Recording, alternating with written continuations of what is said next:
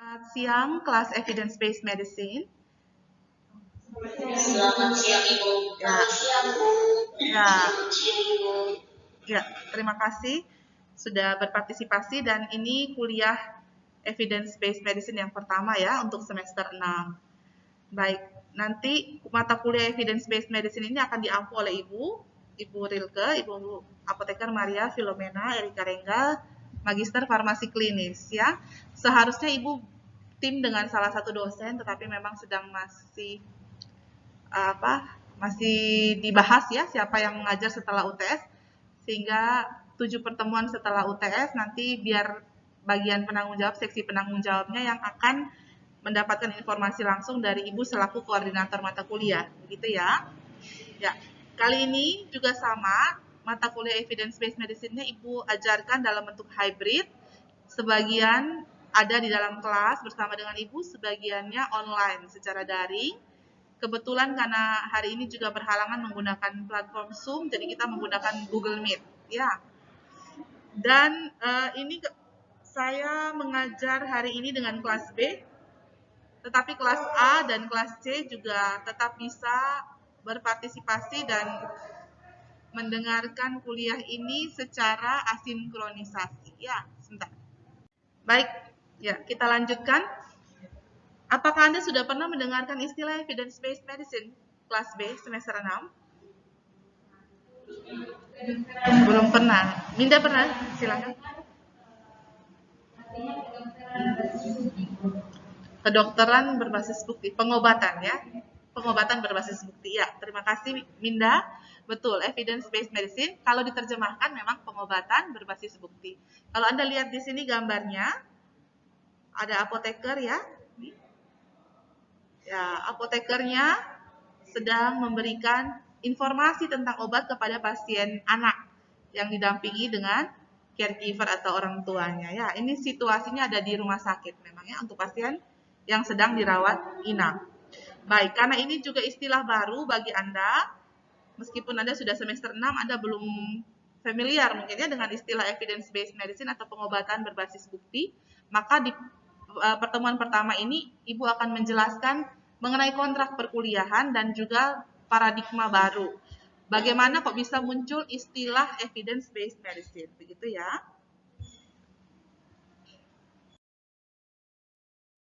Ya, untuk kontrak perkuliahan terlebih dahulu, di sini ada 7 poin yang Ibu mau sampaikan bahwa mata kuliah ini manfaatnya apa? Ya, evidence based medicine ini bermanfaat sekali sebenarnya kalau kita sebagai calon apoteker itu mau bekerja di komunitas atau di klinis di rumah sakit, ya.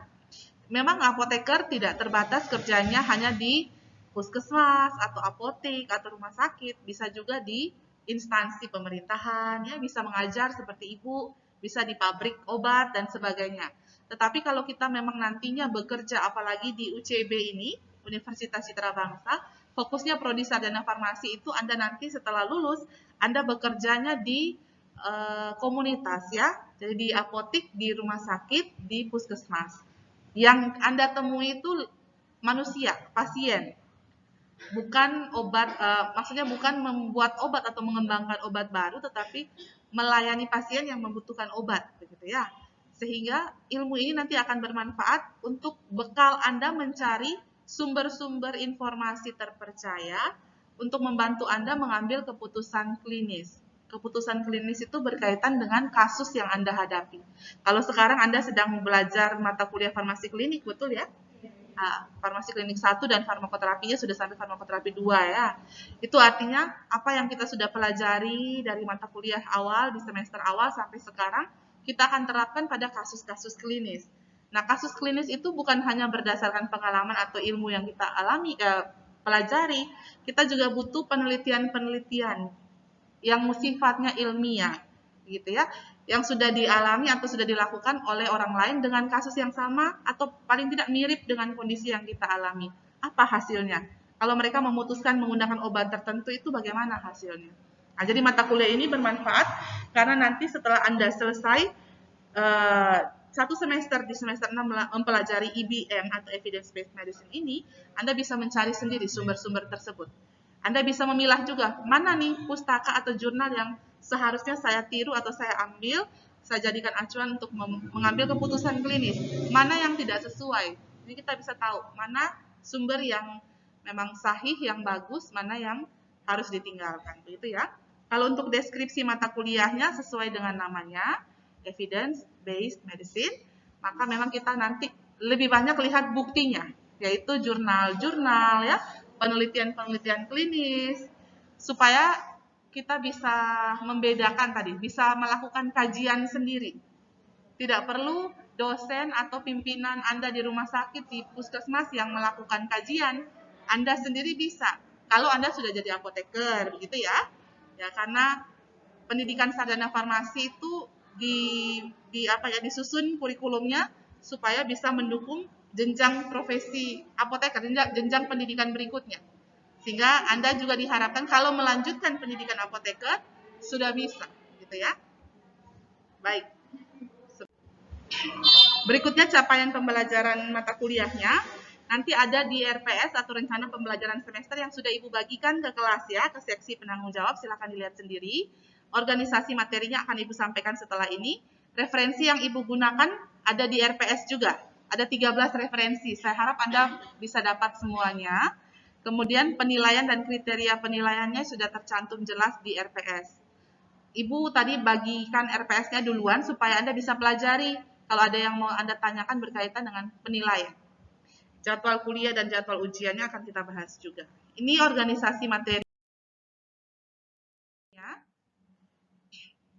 Kalau Anda lihat, dari awal tuh kita belajar yang ini ya. Poin pertama, nomor 1 di sini. Ibu, kok hanya 7 topik, sedangkan kita kuliah 1 semester 14 topik? Ya, karena nanti ada 1 topik yang ditempuh dalam beberapa kali pertemuan, begitu ya. Jadi intinya ada 7 pokok materi yang Anda harus kuasai sepanjang 1 semester ini berkaitan dengan mata kuliah ini. Yang paling awal Anda akan mempelajari hari ini, bagaimana evidence-based medicine itu berkembang, sejarah perkembangan pengobatan dari dulu sampai sekarang yang menjadi berbasis bukti itu bagaimana sih begitu. Kemudian nanti minggu kedua ada levels of evidence ya, tingkatan-tingkatan bukti, rekomendasi. Nanti Anda belajar juga 5 langkah dalam melakukan penelusuran IBM atau kajian IBM. Nanti Anda belajar juga langkah-langkah IBM pada search engine tertentu. Ibu akan gunakan search engine, mesin pencari PubMed. Jadi kalau kita cari jurnal tidak bisa hanya lewat Google, ya. Dia juga search engine, tapi search engine yang tidak ilmiah kan. Semua hal ada di Google ya. Dari makanan, dari artis, dari seni, semua ada. Musik ada. Kalau PubMed, dia search engine khusus ilmiah penelitian, begitu ya. Nanti Ibu akan ajarkan. Setelah itu nanti ada kajian-kajian kritis mengenai penelitian kualitatif dan kuantitatif. Kalau Anda sudah pernah mengenal bagaimana penelitian kualitatif dan kuantitatif pada mata kuliah Medpen, nanti Anda menilai pada mata kuliah ini Anda melakukan penilaian atau kajian. Mana penelitian yang sudah dipublikasi tapi belum bagus kualitasnya, belum bisa saya jadikan acuan, mana yang sudah cocok atau sudah bagus untuk saya jadikan acuan. Nanti diajarkan tools atau alat bantu untuk Anda melakukan kajian, begitu ya. Nanti terakhir, beberapa topik terakhir atau pertemuan terakhir itu Anda akan melakukan kajian langsung jurnal-jurnal penelitian tersebut pada masalah klinis. Jadi ada kasus atau ada kondisi, saya minta Anda selesaikan atau dosen pengampu yang berikutnya akan meminta Anda menyelesaikannya, tetapi Anda menyelesaikannya dengan menggunakan sumber-sumber ilmiah yang Anda sudah cari. Atau bisa juga sumber ilmiahnya kami sediakan, tapi mana yang mau Anda pilih itu nanti Anda putuskan berdasarkan langkah kajian penelitian yang sudah Anda pelajari. Apa ada pertanyaan sampai di organisasi materi? Belum? Ya, Bu lanjut ya. Baik. Ini kemampuan akhir yang diharapkan. Jadi setiap minggu tuh ada kemampuan akhir yang diharapkan. Apa yang Ibu harapkan Anda capai atau Anda pahami di akhir perkuliahan kita hari ini untuk minggu pertama, itu Anda bisa menjelaskan dan mendiskusikan. Jadi kita akan berdiskusi ya, diskusinya dialog dua arah. Apa itu, bagaimana itu sejarah perkembangan dan konsep dari evidence-based medicine itu sendiri.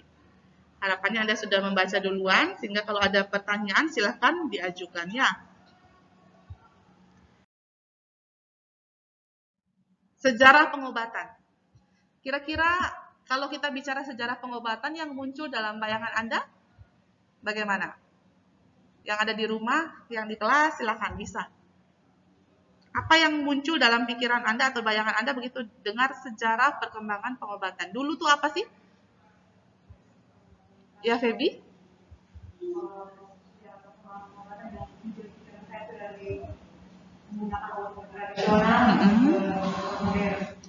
Oh ya, terima kasih Feby. Kalau jawabannya Feby, dulu menggunakan obat herbal, Bu. Sekarang beralih ke modern. Ya, betul ya, salah satunya. Itu sebagian dari serangkaian sejarah perkembangan pengobatan. Ada lagi sebelum herbal, ada lagi yang dilakukan. Ada yang bisa berbagi? Terima kasih Feby. Ada yang mau melengkapi? Mungkin pernah. Ya, silakan. Siapa? Iya. Jadi mereka sebenarnya kan menggunakan obat-obat baru, berfokus pada obat. Oh ya, berfokus pada obat. Oh, itu sudah masuk ke paradigma pengobatan yang lama. Ya, boleh. Itu sudah maju juga sih. Belum mundur ke belakang. Coba kalau kita lihat, terima kasih. Tadi siapa jawabannya? Terima kasih Desi. Ya, terima kasih. Nanti coba kalau mundur lagi ke belakang, kalau kita bicara tentang fokusnya ke pengobatan itu masuk di paradigma lama, tetapi paradigma pengobatan yang baru itu ya. Sebelum itu, sebelum obat herbal atau obat tradisional, dulu mungkin Anda pernah nonton film atau apa? Drama-drama kolosal ya. Kalau orang sakit itu ya, kalau orang sakit katanya oh mungkin dia dirasuki roh jahat. Begitu ya. Nah, jadi dulu sekali sejarah pengobatan yang awal itu mereka atau tabib-tabib itu menyembuhkan penyakit dengan mengusir roh jahat yang merasuki orang sakit. Pokoknya badannya, jiwanya tuh harus dibersihkan. Begitu prinsipnya. Dulu sekali ya, itu beribu-ribu abad sebelum Masehi. Nah, dari roh-roh jahat tadi, geser lagi. Seperti yang tadi Feby bilang. Orang mulai melihat ke alam sekitar. Daun-daun ini bisa ya kayaknya kalau kita hancurkan atau kita kunyah untuk mengobati sakit ini. Oh, kayu ini coba bisa kita rebus bersama dengan akar dari tanaman ini dan seterusnya. Tabib-tabib di drama-drama kolosal coba Anda lihat, itu juga masih seperti itu ya. Setelah itu ada apa lagi? Oh, ada prinsip juga berkaitan dengan keseimbangan energi. Anda mungkin pernah dengar energi Qi dari Cina ya. Ada berkaitan dengan keseimbangan energi ini ada beberapa istilah. Kalau di Cina bilangnya Qi. Nanti ada saya tunjukkan di dalam tabel perbedaannya yang di Eropa bagaimana, yang di India seperti apa. Karena kalau kita bicara sejarah perkembangan pengobatan, Cina dan India ini termasuk daerah-daerah di Asia yang sangat menonjol ya dalam perkembangan pengobatannya. Jadi menjaga keseimbangan energi. Ada berbagai energi di dalam tubuh, harus dijaga keseimbangannya supaya orangnya bisa sehat. Ada juga pandangan yang seperti itu ya. Kemudian maju lagi sedikit ke sini 4.000 3.000 tahun sebelum Masehi itu berkaitan dengan pulse diagnosis. Mulai diagnosis dengan menggunakan atau dengan meraba, dengan mendengarkan nadi. Tabib-tabib zaman dulu, film-film mungkin Anda nonton, drama-drama kolosal, melakukan diagnosis dengan nadi. Seberapa cepat, dia bilang sakitnya nanti begini. Kalau lambat, dia bilang nanti sakitnya begitu. Kalau di Cina dan di beberapa Eropa, mulai pakai jarum akupuntur untuk melakukan pengobatan penyakit. Itu makin ke sini ya, makin dekat ke arah Masehi, ya. Tadi Ibu bilang berkaitan dengan energi, keseimbangan energi, itu ada beberapa istilah ataupun prinsip elemen energi di beberapa area ya. Kalau di Eropa, energinya disebut dengan humus. Ya. Elemennya ada banyak. Ada elemen bumi, ada elemen udara ya, ada elemen empedu, ada elemen melankolia. Ini mereka bilang energi sih waktu itu ya. Tapi empedu hitam begitu, empedu dan sebagainya. Kemudian ada juga daerah India Timur terutama ya, itu cakra. Mungkin Anda sudah pernah dengar juga kalau di film-film. Energi cakra ini elemennya itu jiwa, phlegm nih apa ya? Nanti coba Anda cari ya, Ibu sudah lupa. Dan bile juga, masih sama juga. Kemudian kalau di Cina itu energinya Qi. Dia punya 5 elemen. Ini yang paling terkenal dan beberapa sampai sekarang tuh masih ada pengobatan-pengobatan alternatif yang menggunakan ini ya, elemen energi Qi. Ya, itu ada elemen bumi, metal ya, logam ya, kemudian api, kemudian air dan kayu. Untuk Amerika, penduduk Amerika yang asli itu juga ada. Mereka bilangnya jiwa saja begitu ya, spirits. Itu 4 saja. Kalau ini yang lebih modern, air, bumi atau tanah ya, api dan udara. Ya, ini elemen-elemen energi yang dulu juga ada dalam perkembangan pengobatan. Nah, tetapi ini yang zaman sejarah sebelum Masehi atau awal-awal Masehi ya. Tapi akhirnya muncullah yang namanya Renaissance dan revolusi industri. Revolusi industri ini Anda jangan bayangkan pabrik-pabrik ya memang pabrik-pabrik dibangun, tapi dalam hal ini untuk perkembangan pengobatan ya. Revolusi industri pengobatan. Sekolah pengobatan pertama mulai muncul. Ada di Italia itu. Abad ke-13 mulai dibangun pendidikan ataupun sekolah untuk belajar obat-obatan pertama kali ya. Kemudian abad 15 tahun 1400-an itu mulai ada revolusi teori pengobatan. Karena dulunya itu pengobatan yang ada pakai akupuntur lah, yang mulai pakai energi lah, yang mulai pakai obat, tapi obatnya yang bagaimana? Karena ada, kalau Anda baca sejarah perkembangan obat, ada juga pengobatan yang terlalu ekstrim ya. Ada juga yang prinsipnya pakai alkohol dan kok Ibu lupa. Kodein ini tanamannya apa? Opioid, ya. Opioid. Jadi ada juga yang pakai pengobatan alkohol dan opioid. Melihat keburukan dan kebaikan badan. Pokoknya banyak sekali macamnya perkembangan pengobatan yang ada. Sampai pada ini kekurangannya, maksudnya Paracelsus. Sampai pada Paracelsus itu mulai melakukan advokasi untuk menggunakan senyawa kimia sebagai pengobatan.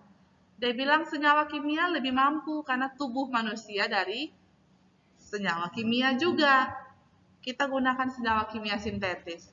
Jadi mulai bergeser. Ini yang Renaissance revolusi, mulai bergeser dari yang pengobatan tradisional dengan herbal, tanaman ya, ataupun sediaan protein dari hewan, bergeser ke senyawa kimia. Betul.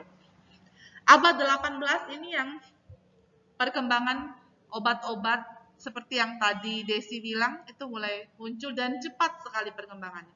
Ini paradigma pengobatan yang baru, tetapi bukan baru, maksudnya modern tetapi yang lama. Jadi fokusnya ke obat. Dulu itu abad 18 tahun 1700-an orang mulai menemukan vitamin, orang mulai menemukan obat-obat nyeri yang awal-awal, sehingga semua pabrik industri tadi mulai berpikir kalau kita fokusnya atau kita mengembangkan bisnis untuk pengobatan. Pengembangan obat itu bagus nih, kan orang pasti sakit dan orang butuh obat masih sedikit. Maka tahun 1700-an tuh mulai banyak pabrik obat yang dibangun ya. Mikroskop, pokoknya perkembangan ilmu kesehatan bagus sekali di abad 18 tahun 1700-an. Obat-obat modern sudah mulai muncul. Kemudian abad 20 tahun 1900-an, nah ini yang ledakan teknologi medis. Antibiotik muncul ya. Kemoterapi, pembedahan, orang sudah mulai pakai ronsen dari abad 18 ke 19 itu sudah mulai pakai dan sebagainya. Banyak hal-hal baru dalam pengobatan penyakit. Begitu. Itu makanya disebut kebangkitan, renaissance dan revolusi industri. Karena memang betul-betul geser, sudah tidak pakai, sekarang pakai teknologi begitu ya. Pakai ilmu. Sampai di sini ada pertanyaan?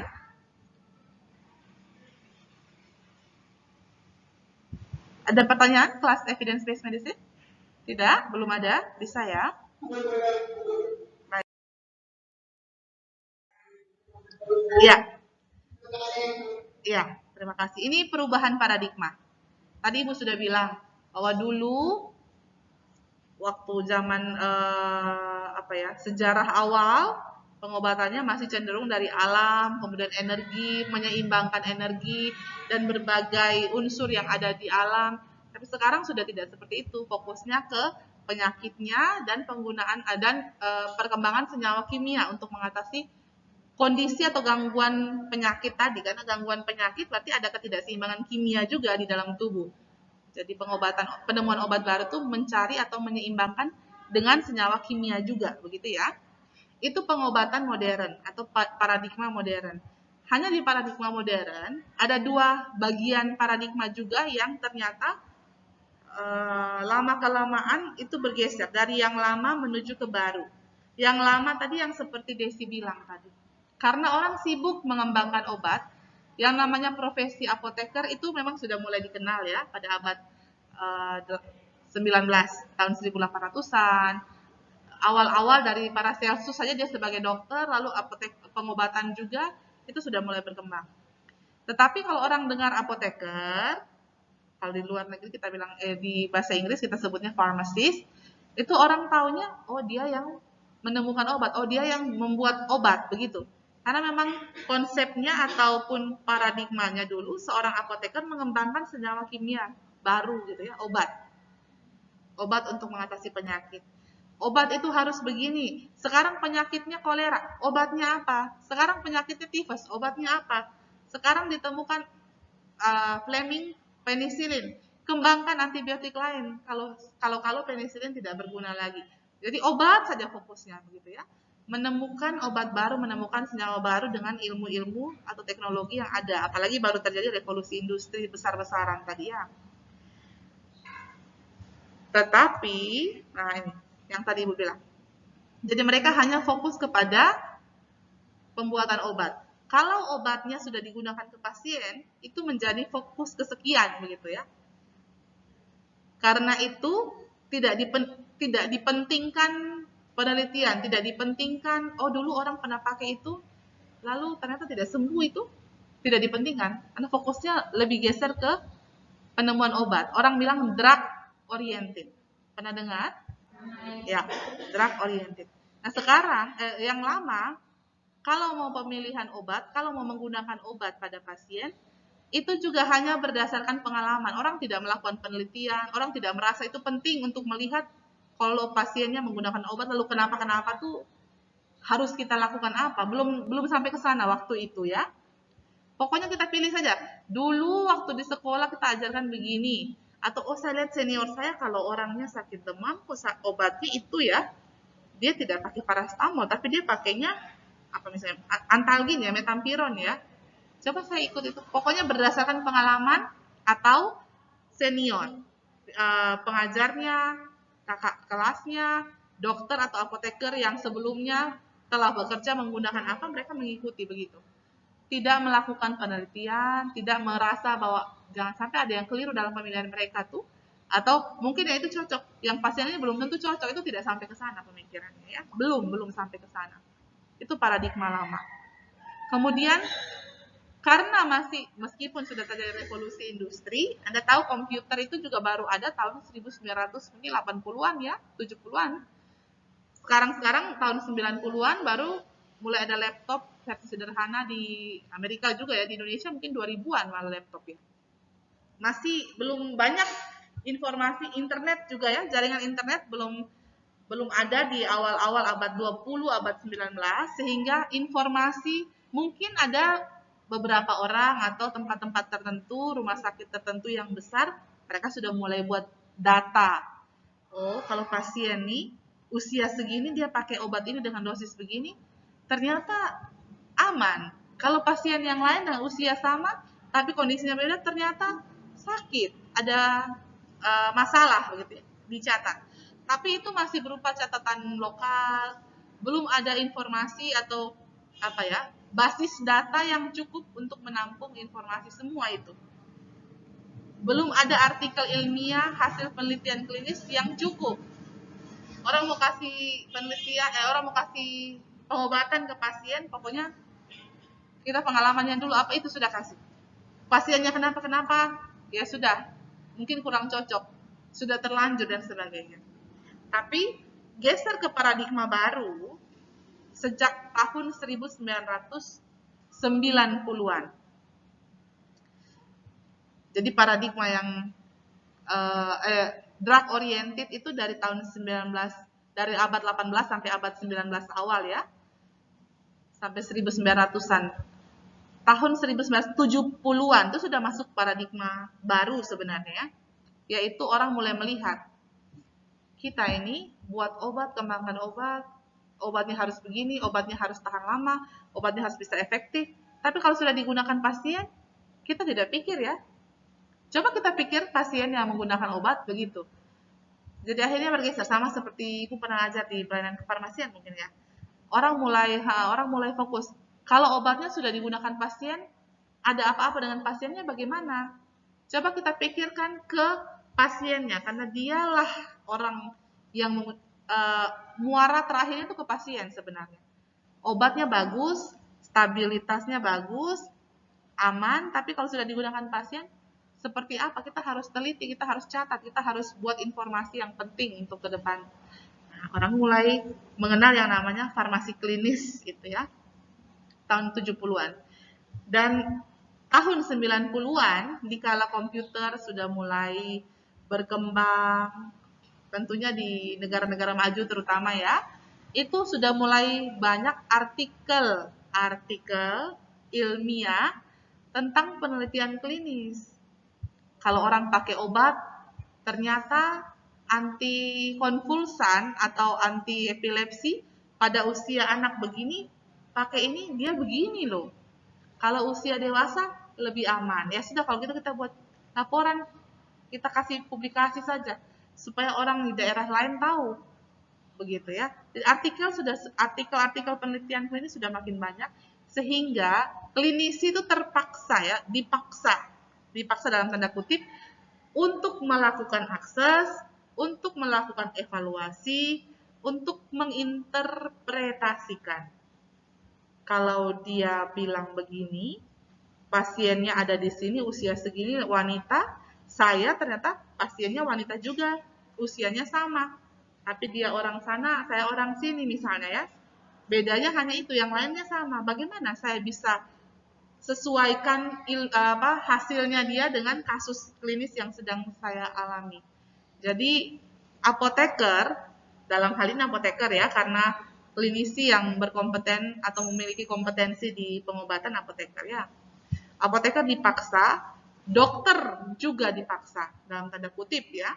Dokter kan yang menegakkan diagnosis dan menuliskan resep.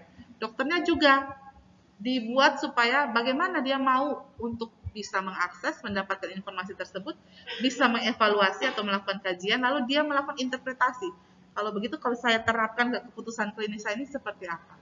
Begitu kurang lebihnya ya. Itu tahun 90-an awal terjadi. Maka tahun 90-an awal itu paradigma baru dalam pengobatan modern itu muncul. Evidence-based medicine. Ada juga yang bilang evidence-based practice. Praktek berbasis bukti. Tapi kalau kita lebih fokus ke pengobatan berbasis bukti.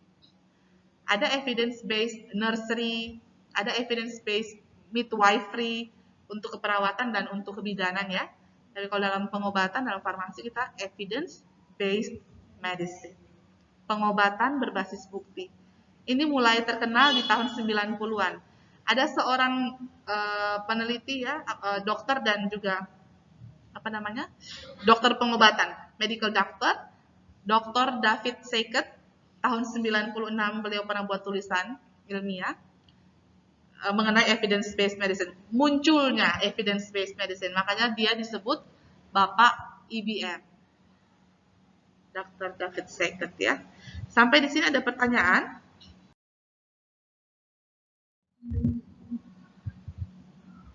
Belum? Yang di rumah? Oh, baik. Ibu lanjut. Ya, Ibu lanjutkan ya. Nah, apa sebenarnya itu evidence-based medicine? Nah, evidence-based medicine atau EBM ini Ibu ambil dari bukunya Dan Meyer ya, Essential Evidence-based Medicine, second edition tahun 2010 dari Cambridge University. Dia bilang EBM atau pengobatan berbasis bukti itu adalah paradigma baru untuk sistem pelayanan kesehatan. Kalau dia bilang sistem berarti EBM ini dipraktekkan oleh bukan hanya apoteker tapi juga dokter gitu ya. Harusnya tenaga kesehatan lain yang berkaitan dengan obat juga bisa atau harus mempelajari, harus tahu paling tidak tentang EBM itu. Karena dia sistem. Paradigma baru untuk suatu sistem perawatan atau sistem kesehatan ya, pelayanan kesehatan yang melibatkan penggunaan involving using the current evidence. Bukti terkini, bukti terbaru, bukti termutakhir. Jadi paradigma baru untuk sistem pelayanan kesehatan yang menggunakan bukti terkini. Bukti terkini itu maksudnya apa, Ibu? Yaitu hasil-hasil penelitian klinis atau penelitian medis ya. Jadi menggunakan bukti terkini dalam literatur medis untuk menyediakan pelayanan apa yang paling terbaik atau paling sesuai untuk kasus pasien saya, begitu intinya. Jadi kita mau memilih memilih terapi, memilih atau mengambil keputusan klinis pengobatan untuk pasien saya, sebelum saya melakukan itu, saya lakukan dulu kajian bukti klinis, yaitu EBM tadi. Saya cari bukti-bukti terkini yang cocok dengan kasus saya. Kalau kasus saya ini tentang pasien kanker, ya saya cari penelitiannya tentang penelitian kanker, seperti itu ya. Kemudian saya bandingkan, saya lakukan kajian, berapa dosis yang harus saya gunakan, apa obatnya yang harus saya pilih, dan sebagainya.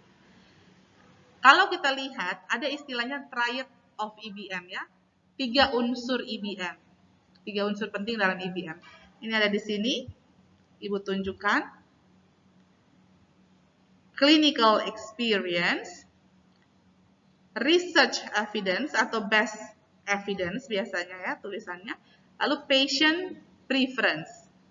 Kalau Anda masih ingat yang di mata kuliah pelayanan kefarmasian, kalau tidak salah saya pernah sampaikan ya. Ya, 3 unsur EBM atau tiga pokok ke dalam EBM itu adalah pengalaman ahli dari klinisi, pengalaman klinis ya. Pengalaman klinisnya siapa Ibu? Ya pokoknya semua tenaga kesehatan yang terlibat dalam kasus pasien. Ya dokter, ya apoteker, ya perawat. Kalau Ibu hamil atau Ibu menyusui atau tentang kandungan, ya bisa bidan juga dan sebagainya. Lalu pengalaman klinis boleh dilibatkan. Dulu waktu saya pakai untuk pasien yang sama usia gini, jadi begitu, jadi saya pakai itu lagi. Tapi bukan hanya pengalaman. Bagaimana bukti terbarunya, best research atau best evidence itu harus dilihat juga. Yang dimaksudkan dengan best atau terbaik itu maksudnya terbaik atau yang paling sesuai ya, paling sesuai dengan kondisi kasus klinis yang kita alami. Boleh dia bagus, dia penelitiannya ke 100 orang, boleh, tapi ternyata tidak sesuai dengan kasus kita, ya tidak usah diikuti, begitu ya. Jadi best research atau best evidence ini maksudnya penelitian atau hasil publikasi penelitian medis mana yang paling sesuai dengan kondisi saya.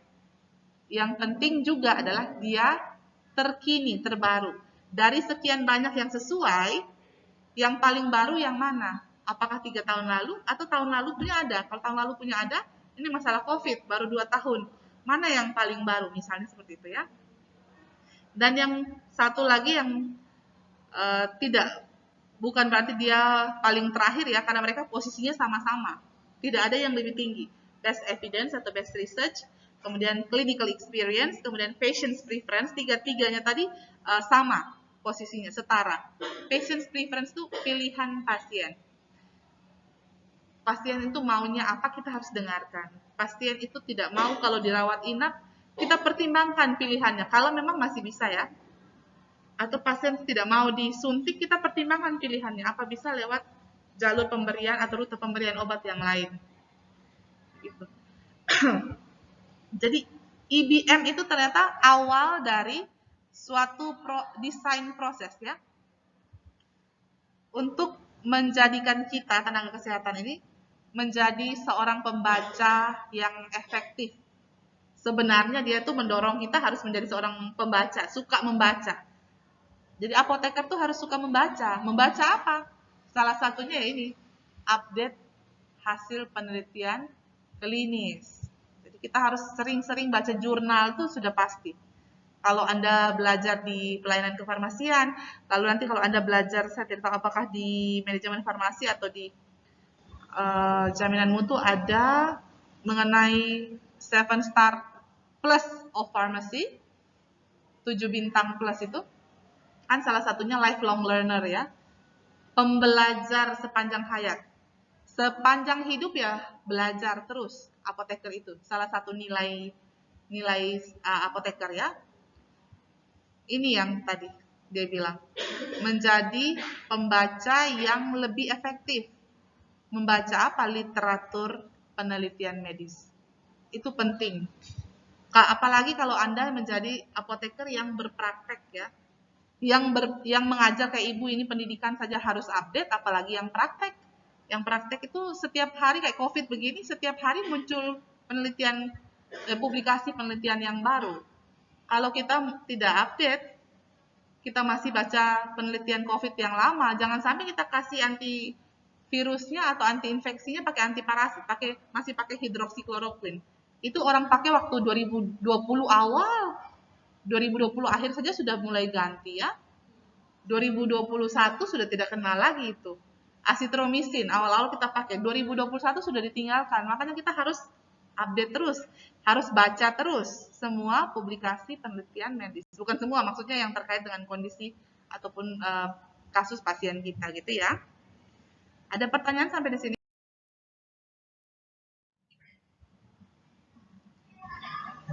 Tidak ada? Bisa ya? Lanjut ya. Ya, perbedaan paradigma terdahulu dan sekarang. Paradigma lama dan paradigma baru ya. Karena ini mudah, saya pikir Anda bisa baca sendiri bahwa paradigma baru itu sifatnya observasi dan tidak sistematis. Jadi berdasarkan pengamatan, tidak sistematis dari pengalaman klinisi ya. Sedangkan kalau yang paradigma baru, pengalaman klinis boleh ada, intuisi klinis juga jalan, tapi harus ada observasi yang sistematis, harus diamati terus perkembangannya. Jangan sampai kita hanya pakai pengalaman, feeling saja, tidak ada objektivitas ilmiah di dalam keputusan kita. Jadi menjadi apoteker itu kan menjadi seseorang yang harus bisa mengambil keputusan ya. Kalau Anda besok-besok jadi apoteker, banyak tidak yang mau melanjutkan pendidikan apoteker? Atau paling tidak bercita-cita jadi apoteker? Banyak kan? Atau mau jadi TTK saja? Ya, saya pikir ada yang mau melanjutkan, toh? Ya, kalau jadi apoteker, selain nilai lifelong learner, kita itu ada nilai decision maker ya, pengambil keputusan. Kalau orang tanya, dalam hal ini dokter atau perawat atau TTK tanya, Ibu apoteker bagaimana? Dengan kasus ini pasiennya ada ginjal, ada hipertensi, pernah pasang ring jantung. Kemudian sekarang dengan kondisi keluhan kakinya bengkak, tekanan darahnya begini, kita kasih obat yang mana nih Bu? Yang paling aman untuk pasiennya. Nah, kita harus bisa jadi pengambil keputusan. Tentunya bukan berarti kita tidak akan pernah salah ya. Mungkin kita akan mengalami bahwa aduh, keliru juga ternyata ya. Coba kalau tadi dosisnya saya buat begini, tapi itu kan menjadi pengalaman. Hanya supaya keputusan klinis kita itu jadi bagus, jadi benar, kita harus gunakan sumber bacaan atau alat bantu yang tepat. Makanya kita baca dulu tadi. Tidak masalah kalau Anda butuh waktu untuk membaca. Ibu sudah pernah bilang juga bahwa farmasis klinis ya, clinical pharmacist yang kerja di rumah sakit, yang Ibu pernah ikut kegiatan di waktu Ibu presentasikan penelitian Ibu di Asian Conference of Clinical Pharmacists di Hong Kong, itu salah satu apoteker, dia farmasis klinis di IGD. Yang mana dia harus memberikan keputusan itu hitungannya bukan 5 menit, kurang dari 5 menit. Kadang-kadang dia bilang dalam 1 menit, 3 menit saya harus sudah ambil keputusan obat apa yang sebaiknya, atau kalau dokter tanya gimana nih, dilanjutkan atau tidak dilanjutkan, dia harus segera mengambil keputusan. Itu dia butuh waktu belajar. Beliau bekerja belasan tahun tuh, beliau berkembang di situ. Dan dia bilang memang betul bahwa dengan adanya pengobatan berbasis bukti ini, kalau kita sering update atau sering baca informasi-informasi publikasi tadi ya, itu sangat memudahkan kita untuk memberikan keputusan klinis lebih cepat. Ya cepat bukan berarti ngawur ya, tentunya dia juga bertanggung jawab atas keputusannya ya. Nah, ini yang paradigma terdahulu juga pembelajaran atau studinya, prinsip pemahamannya tuh hanya fokusnya ke mekanisme dasar penyakit, kemudian patofisiologi, itu sudah cukup.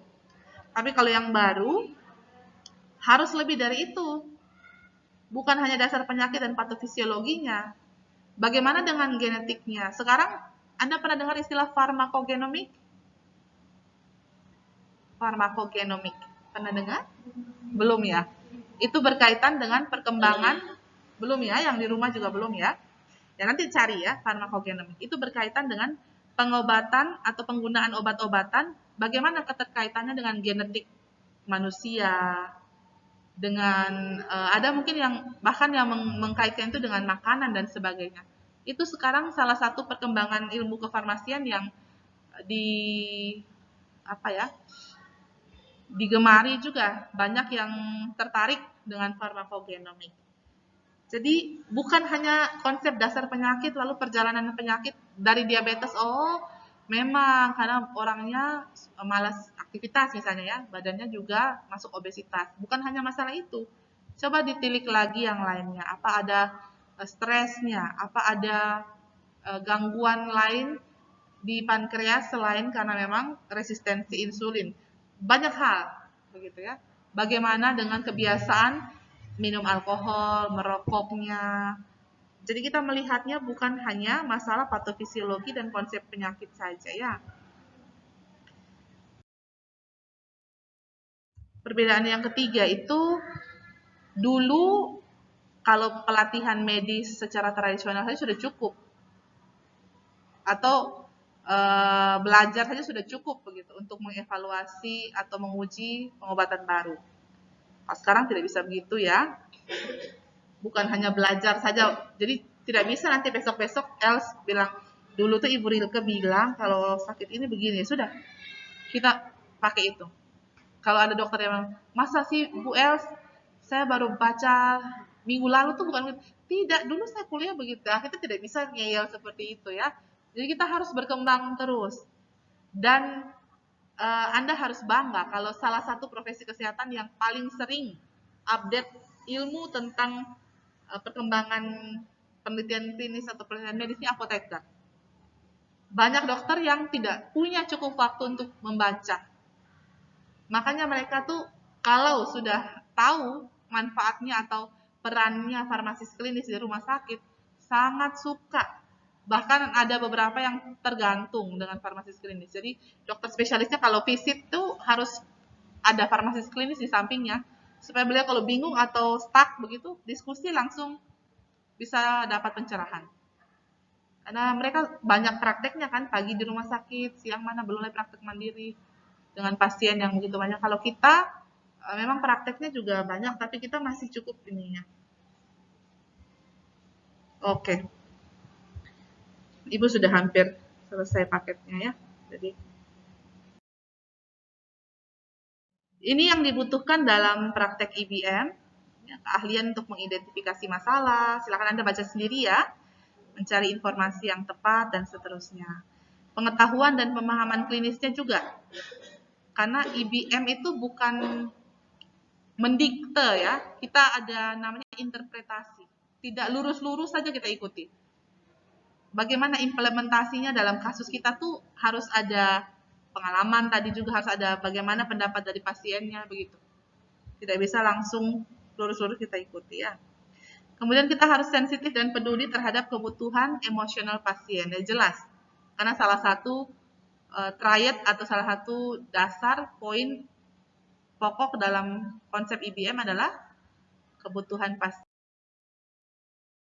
pilihan pasien ya. Orang yang sering keliru tentang IBM tuh mereka pikir IBM tidak perlu pengalaman klinis, bukan. Pengalaman klinis tetap ada, tapi bukan dia yang satu-satunya, begitu ya.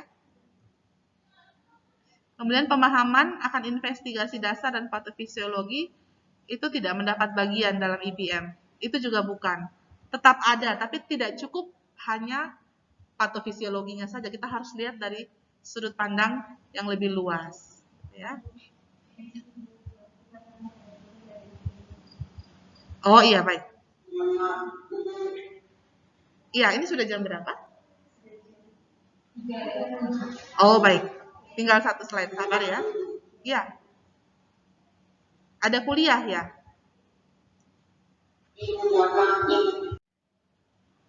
Ya, nanti dibaca sendiri ya, karena Anda ada kuliah lanjutan setelah ini. Hambatan dalam mempraktikkan IBM, biasanya karena belum ada diktat bukti yang cukup. Karena orang malas untuk ini, tapi kalau sekarang tidak bisa pakai alasan diktat buktinya kurang ya, karena sekarang semua sudah serba teknologi, bisa menggunakan HP, bisa langsung cari di HP masing-masing ya. Waktu untuk melakukan review itu yang biasanya orang kesulitan, karena tidak terbiasa membaca tulisan dalam bahasa Inggris. Ya kita harus bersyukur di sini kita dapat English for Pharmacy, meskipun mungkin belum terlalu mendalam, tapi paling tidak Anda ada penyegaran, ada kekuatan untuk semangat untuk membaca jurnal bahasa Inggris. Karena kebanyakan jurnal-jurnal penelitian ilmiah yang baru itu ya, yang bahasanya bahasa internasional. Indonesia masih belum terlalu cepat dalam update penelitian klinis ya. Aduh, maaf. Ya ini paradigma baru telah lahir sebagai jawaban atas ketidakpastian praktek medis. Itu namanya IBM, sehingga kualitas hidup pasien meningkat ya. Untuk melakukan praktek IBM yang baik, yang berkualitas, kita butuh keahlian klinis, kemampuan melakukan kajian kritis secara sistematis tentunya, dan kita butuh empati terhadap kebutuhan pasien. Jadi pilihan pasien tetap kita perhitungkan. Ya. Itu saja kuliahnya untuk hari ini. Karena Anda juga ada jadwal kuliah berikutnya, maka kalau ada pertanyaan Anda bisa ini ya, hubungi Ibu lewat Sipen-nya, bisa di chat saja, atau minggu depan kita buka kelas diskusi sebelum Ibu jelaskan materi yang kedua. Itu ya. Terima kasih kelas B, kelas A dan kelas C yang nanti akan ikut lewat sinkronisasi. Setelah ini Ibu akan berikan tugas untuk Anda untuk pertemuan berikutnya. Selamat sore.